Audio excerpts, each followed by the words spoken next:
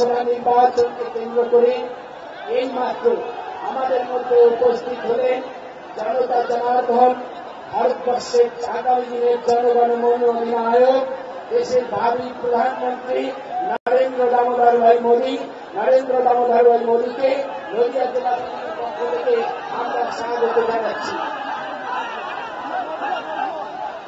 এবারে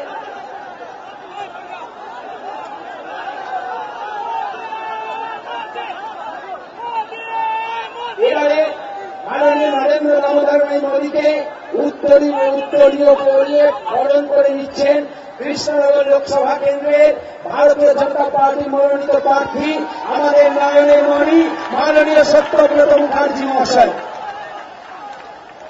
এবার সেই সঙ্গে মাননীয় নরেন্দ্র দামোদর মোদীকে গলায় মালা পরিয়ে বরণ করে নিচ্ছেন মাননীয় সত্যব্রত মুখার্জি। তাকে সহযোগিতা করছেন আমাদের দলের কর্মী বন্ধুরা, নেতৃত্ব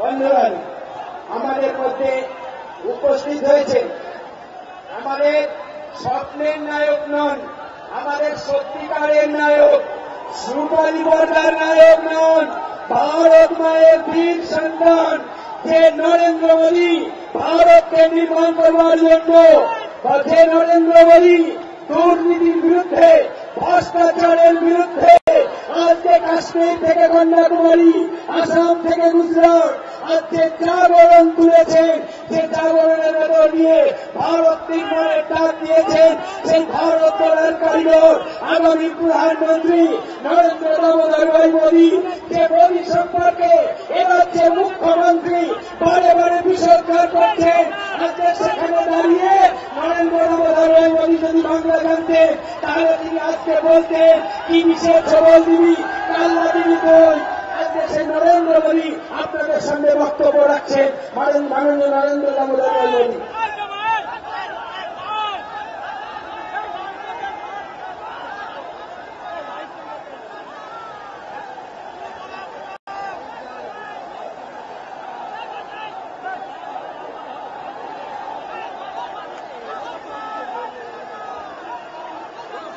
भारत माता की, भारत माता की। मंच पर विराजमान भारतीय जनता पार्टी के सभी वरिष्ठ महानुभाव, यहां के जिला अध्यक्ष श्री कल्याण नंदू जी और इस चुनाव में भारतीय जनता पार्टी के प्रभारी श्रीमान सिद्धार्थनाथ सिंह जी और इस चुनाव में लोकसभा के हमारे उम्मीदवार, यहां के जनप्रिय नेता श्री सत्यव्रत मुखर्जी जी,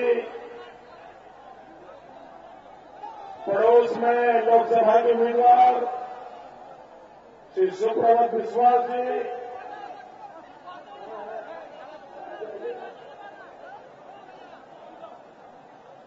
श्री महादेव प्रसाद जी, श्री सुफल सरकार जी और मंच पर विराजमान सभी वरिष्ठ महानुभाव और विशाल संख्या में पधारे हुए भारत के भाग्य विधाता मेरे भाइयों और बहनों, आप इतनी भयंकर धूप में ये जो तपस्या कर रहे हैं भाइयों बहनों, मैं आपको नमन करता हूं, आपको वंदन करता हूं और मैं आपको विश्वास दिलाता हूं, आप जो तपस्या कर रहे हैं, ये तपस्या मैं बेकार नहीं जाने दूंगा।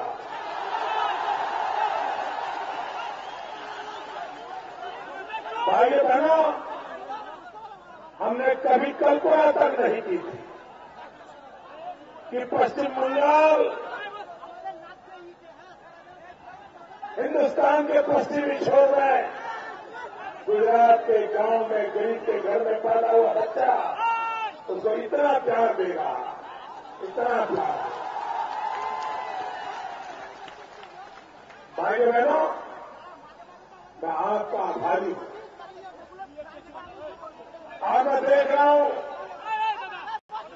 ये चुनाव ऐसा है कि चुनाव घोषणा होने के साथ ही चुनाव का नतीजा भी घोषित हो गया है। आप मुझे बताइए, चुनाव का रिजल्ट आ गया है कि नहीं आ गया? आप बताइए, दिल्ली में किसकी सरकार बनेगी?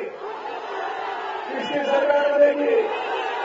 सारे देश की जनता ने ठान लिया है ना। भाइयों बहनों,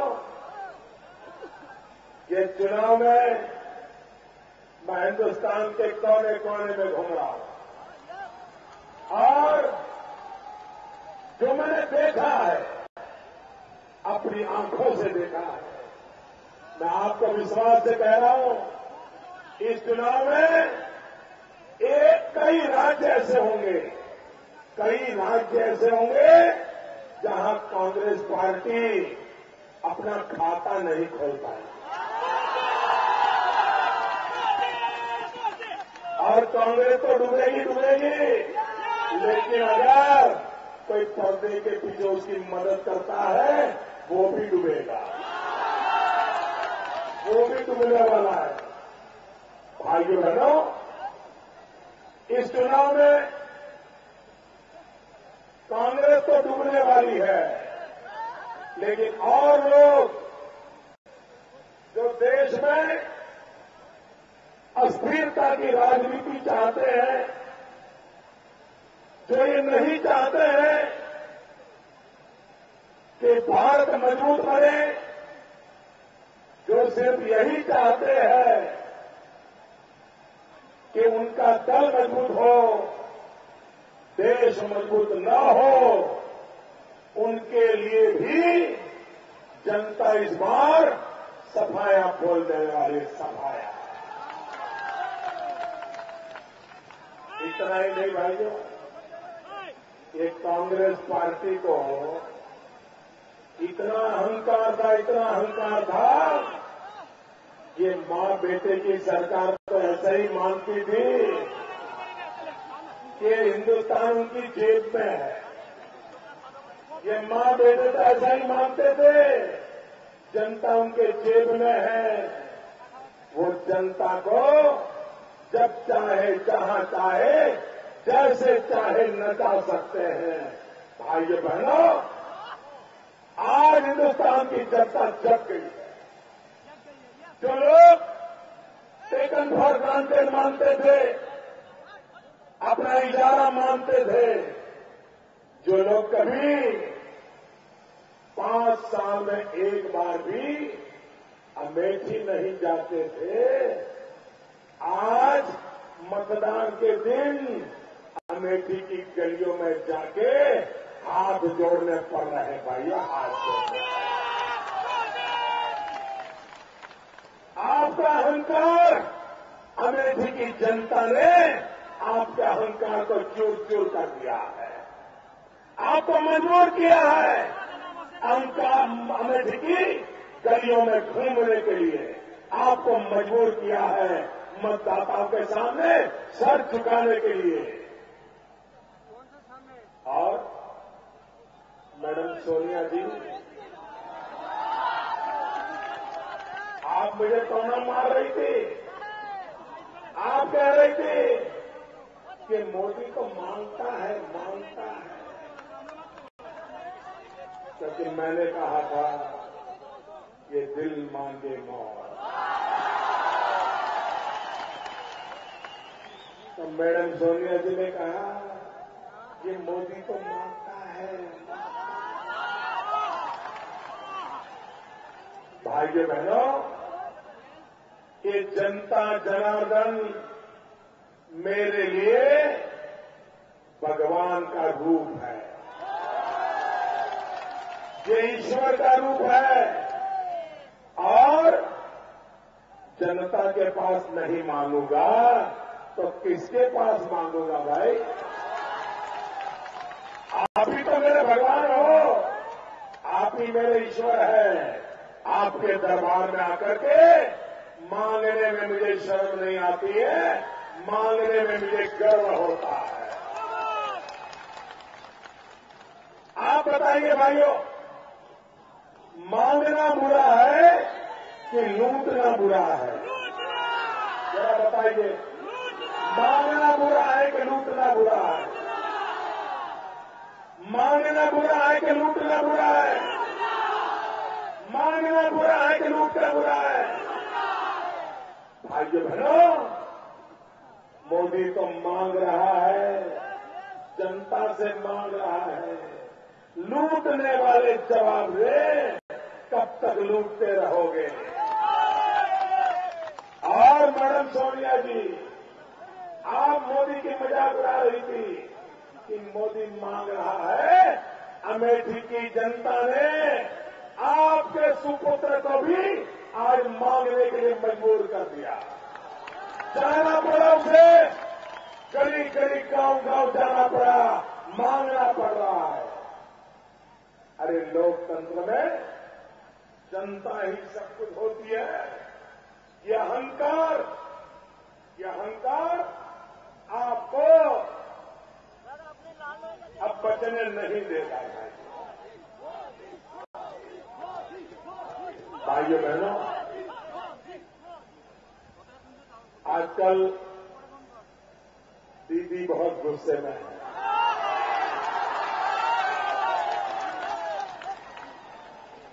मेरी बंगाल के डॉक्टरों से विनती है कि दीदी की तबीयत खराब न हो, जरा चिंता। इतना गुस्सा अच्छा नहीं होता है, दीदी कहीं बीमार हो जाओ।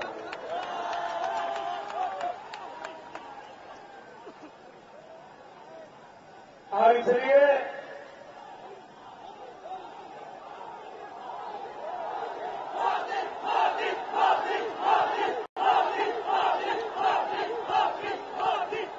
इसका तबीयत पे बड़ा बुरा असर पड़ता है और हम नहीं चाहते कि हमारी दीदी बीमार हो जाए। अरे चुनाव है, हार जीत होती रहती है। अगर बीजेपी के एमपी जीत गए तब इतने परेशान क्यों है? और जिताने वाले तो बंगाल के लोग हैं, आप ही के आ चुके हैं। ये प्यार बंगाल के लोग कर रहे हैं, आप परेशान क्यों हो? अरे दीदी ऐसा नहीं करते।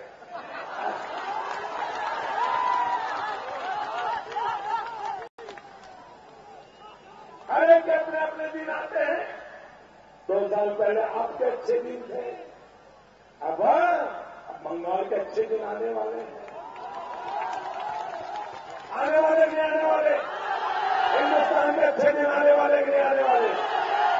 भाइयों बहनों, अच्छे दिन आने वाले। लेकिन दीदी को अच्छे दिन नहीं चाहिए, हम क्या करें?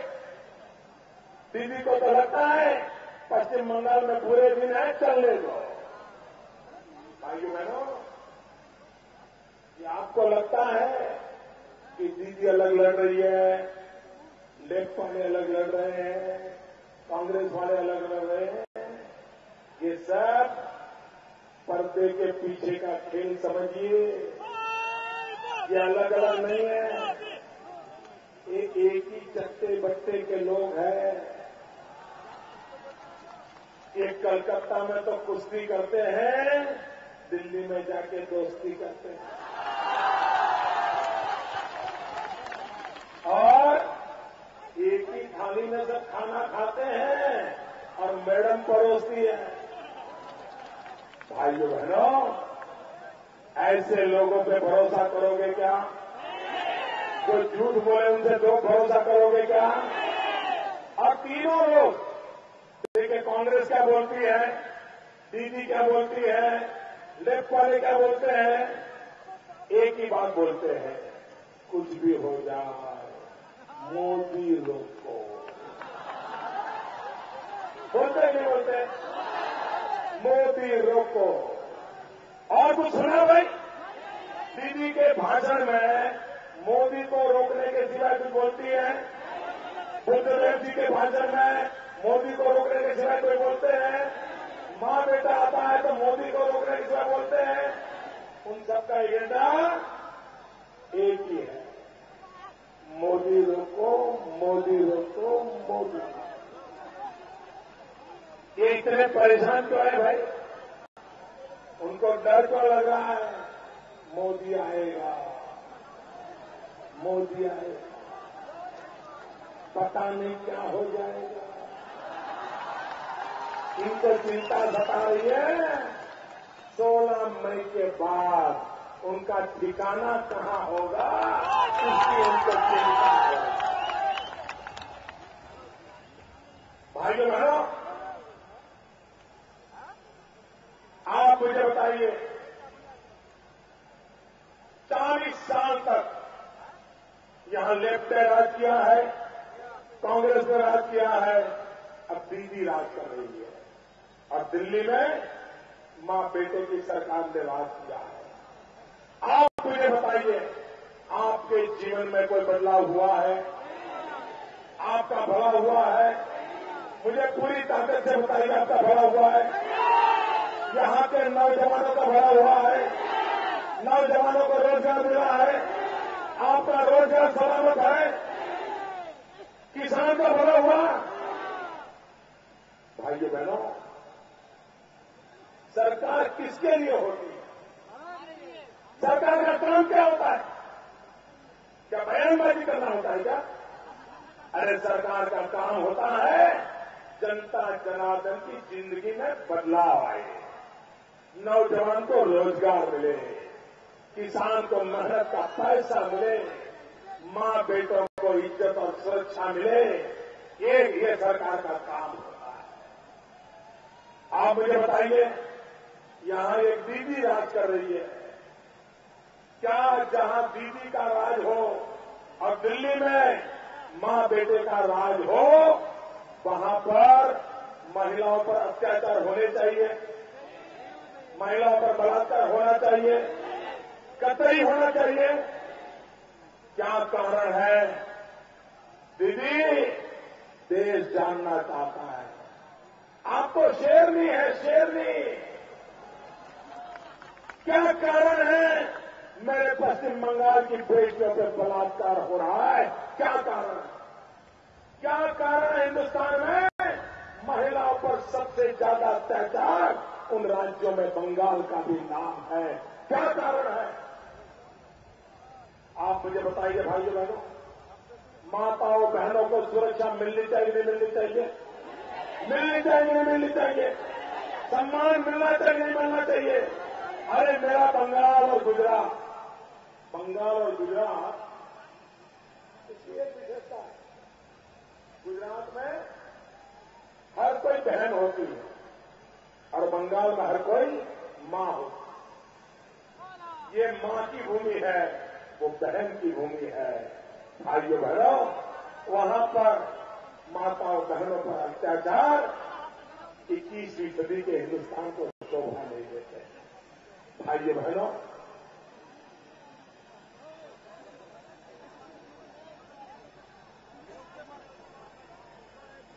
मेरे नौजवान दोस्तों, आप मुझे बताइए, ये दिल्ली में मां बेटे की सरकार ने ये वादा किया था, अपने घोषणा पत्र में कहा था कि 2009 में उनकी सरकार बनेगी तो 10 करोड़ नौजवानों को रोजगार मिलेगा।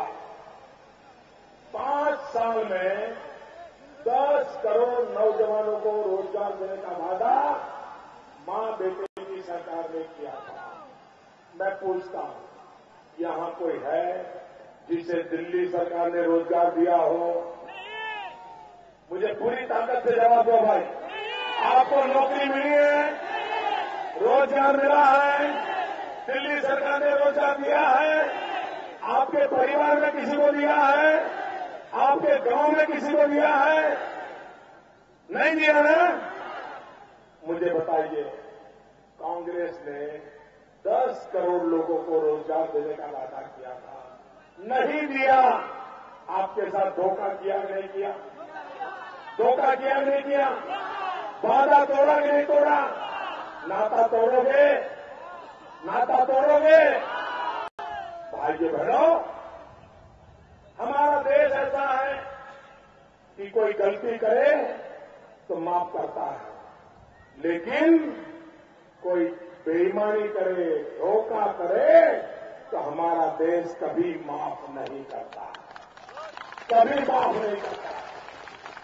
ये मां बेटे की सरकार ने आपके साथ धोखा किया है। भाइयों बहनों, आज पश्चिम बंगाल का हाल ये है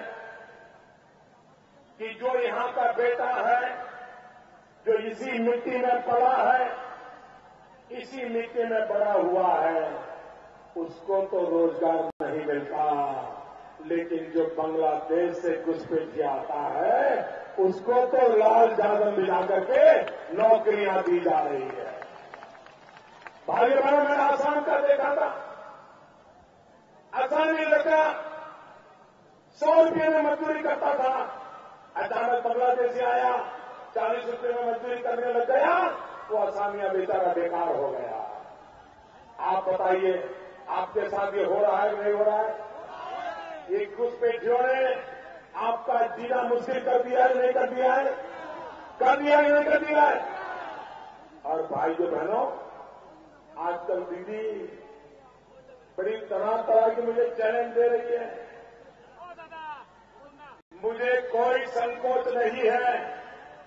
भारत की सुप्रीम कोर्ट ने कहा है, उसको काम को करने में मुझे कोई संकोच नहीं है। भारत की सुप्रीम कोर्ट ने कहा है, ये जो इन्फिल्ट्रेटर्स हैं, ये घुसपैठिए हैं, ये भारत पर एग्रेशन है, आक्रमण है, इसको रोकना चाहिए।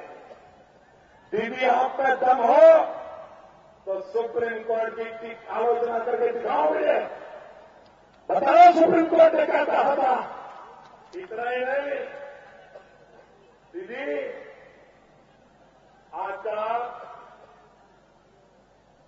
सत्ता के मोह में ऐसी पड़ गई हो। पहले तो आप लोगों के लिए लड़ती थी, आपके दिल में लोगों के लिए प्यार था, आप डंडे खाती थी, अब लहू लुहार हो जाती थी। क्यों? क्योंकि तब आपके दिल में पश्चिम बंगाल के लोगों के लिए प्यार था और हम सैकड़ों मील दूर आपको हमेशा नमन करते थे कि एक अकेली औरत लेफ्ट के खिलाफ इतनी ताकत से लड़ती है, हम गर्व करते थे। लेकिन दीदी, 2 साल में आप ऐसी कैसे बदल गई? दीदी, क्या हो गया? आप कैसे बदल गई? मुझे समझ नहीं आ रहा है दीदी। आप तो जीती थी बंगाल के लिए, आप तो लड़ती थी बंगाल के लिए, वही मेरी दीदी आज कुर्सी के लिए मर रही है, कुर्सी के लिए जी रही है, कुर्सी के लिए लड़ रही है। अरे कुर्सी बढ़ी कि मेरे बंगाल के भाई बहन बढ़े? कौन बढ़ा? कुर्सी बढ़ी कि बंगाल के भाई बहन बढ़े? कौन बढ़ा भाइयों? अरे कुर्सी तो आती है जाती है, बंगाल के लोग मेरे लिए सबसे बड़े होते हैं।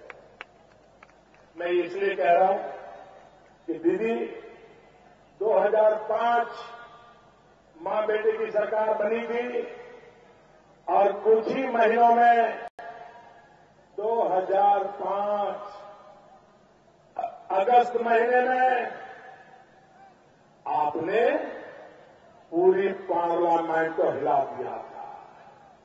आपने जाकर के स्पीकर के सर पे सारे कागज फेंके थे और आपने टिक टिक करके कहा था कि बांग्लादेशी घुसपैठियों ने बंगाल को बर्बाद कर दिया है। बांग्लादेश के घुसपैठिए ये लेक प्यालों के वोटर बन गए हैं, ये बांग्लादेशी घुसपैठियों को निकालो। दीदी 2005 की दीदी 2014 में ये बंगाल की विरोधी कैसे बन गई। आज जो मोदी बोल रहा है वो 2005 में आप बोल रहे थे दीदी। ये घुसपैठियों को निकालना चाहिए नहीं निकालना चाहिए भैया। दो प्रकार के लोग आए हैं। एक बांग्लादेश से शरणार्थी आए हैं। जो शरणार्थी है वो हमारे परिवार का है। जो शरणार्थी है उसको संभालने की जिम्मेवारी पूरे हिंदुस्तान की है। मैं ये नहीं कहता हूं कि जो बांग्लादेश से शरणार्थी आया उसका जिम्मा अकेला आसाम ले, अकेला बंगाल ले, नहीं। बांग्लादेश से जो शरणार्थी आया है उसकी जिम्मेवारी गुजरात ने भी लेनी चाहिए, महाराष्ट्र ने लेनी चाहिए, राजस्थान ने, सब ने थोड़े थोड़े हम ले जाए, हम संभालेंगे, हम संभालेंगे, उनकी जिंदगी बनाएंगे। लेकिन जो घुसपैठी आए हैं, जो वोट बैंक की राजनीति के लिए लाए गए हैं, जो जानबूझ करके हिंदुस्तान में घुसाए गए हैं, उनको तो वापस जाना पड़ेगा, जाना पड़ेगा, जाना पड़ेगा। इसलिए नहीं, इसलिए कि मोदी राजनीति करता है, इसलिए भारत की सुप्रीम कोर्ट ने कहा, और भारत की सुप्रीम कोर्ट ने कहा है उसका पालन होना चाहिए। मैं जरा लेफ्ट वालों से पूछना चाहता हूं, जरा लेफ्ट वाले मुझे बताएं, 6 मई 1997 इंद्रजीत गुप्ता होम मिनिस्टर हुआ करते थे भारत के। इंद्रजीत गुप्ता ने पार्लियामेंट में कहा था 1 करोड़ से ज्यादा बांग्लादेशी घुसपैठ कर गए हैं। क्या होम मिनिस्टर थे? आज जो मोदी बता रहा है वो आपने बोला था कि नहीं बोला था? इतना ही नहीं, 1995 पीएम सैयद MOS होम थे, पीएम सैयद ने कहा था कि बहुत तादाद में घुसपैठिए बंगाल की धरती पर घुस रहे हैं। ये मैं नहीं कह रहा हूं, मेरे पहले कांग्रेस की सरकार बोल चुकी है, लेफ्ट के होम मिनिस्टर बोल चुके हैं।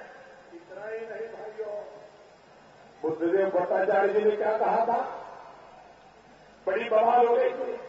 बुद्धदेव भट्टाचार्य जी ने कहा था कि बांग्लादेश की सीमा पर सटे हुए जो मदरसा है उन मदरसाओं के लिए बुद्धदेव दादा आप क्या बोले थे बताओ? आप सब मुकर जाते हो। और इसलिए भाई बहनों, भारत की एकता, भारत की अखंडता, इसके लिए कोई कॉम्प्रोमाइज नहीं होना चाहिए। और मैं दीदी को पूछना चाहता हूं कि आप बांग्लादेशियों के लिए जब आपकी वोट बैंक बन गए हैं, उनकी रक्षा के लिए मोदी को तो जेल में डालने के लिए तैयार हो। लेकिन मैं दीदी पूछना चाहता हूं, इसी इलाके के मथुआ संप्रदाय के लोग, मेरे मथुआ भाई बहन जो भारत मां की जय बोलते हैं, जो भारत मां को प्यार करते हैं, भारत मां के प्यार के कारण आज यहां आकर के बसे हैं। दीदी, बांग्लादेशियों के लिए तो सब लुटा रही हो। मां बेटे की सरकार बांग्लादेशियों के लिए तो, ये घुसपैठियों के लिए तो आप पवन पावड़े बिछा रही हो। ये मेरे मथुआ संप्रदाय के लोग जो भारत मां की गोद में अपना सर रख करके सोना चाहते हैं, उनको भारत का नागरिक क्यों नहीं बनाया जाता? उनको भारत का नागरिक क्यों नहीं बनाया जाता? भाइयों बहनों, मैं वादा करता हूं, मैं मथुआ संप्रदाय के लोगों को वादा करता हूं, मैं खुद आपकी समस्याओं को सुनूंगा और उसका समाधान खोज करके आऊंगा। ये भेदभाव भाइयों बहनों देश के साथ धोखा हो रहा है। और मैं शारदा चिट फंड की बात करता हूं तो दीदी को बुखार आ जाता है। अरे जो लूटे रहे उनको जेल में डालो। आपके गरीब के पैसे मिलने चाहिए नहीं मिलने चाहिए भैया? शारदा चिट फंड का पैसा आना चाहिए नहीं आना चाहिए? क्या मैं गलत कह रहा हूं क्या? इतना ही नहीं, आपने वो टीईटी में भी गड़बड़ कर दिया, टीचर की भर्ती में भी गड़बड़ कर दिया, टीईटी स्कैम हो गया। मेरे नौजवानों, एक तरफ स्कैम इंडिया, एक तरफ स्कैम बंगाल, एक के बाद एक घोटाले, एक के बाद एक घोटाले, स्कैम के ऊपर स्कैम, स्कैम के ऊपर स्कैम, स्कैम के ऊपर स्कैम।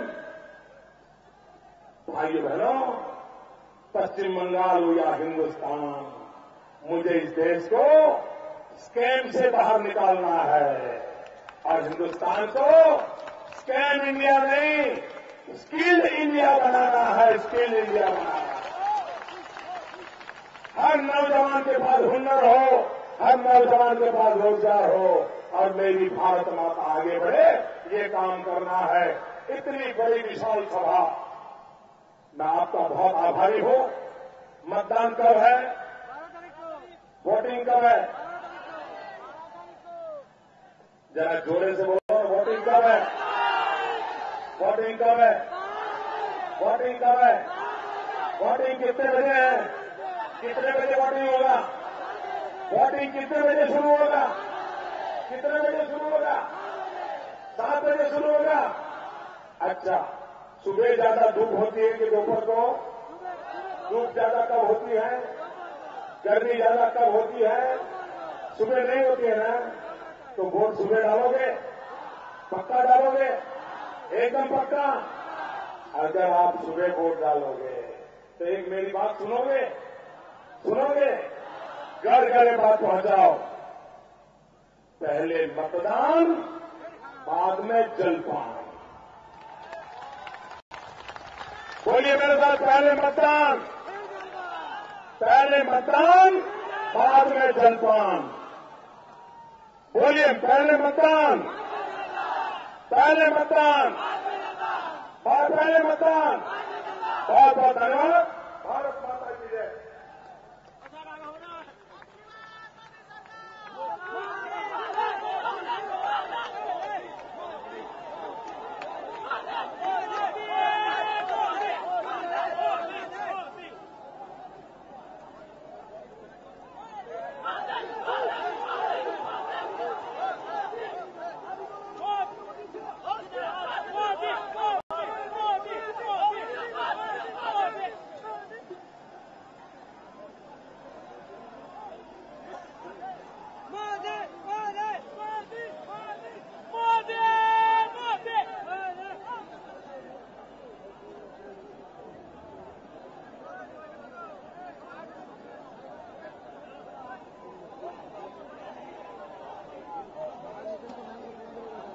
সমস্ত ব্লক প্রেসিডেন্ট আপনারা একটু মঞ্চে আসবেন। আগামী 12ই মে লোকসভা নির্বাচনকে কেন্দ্র করে আজকের এই নির্বাচনী সভায় এতক্ষণ ধরে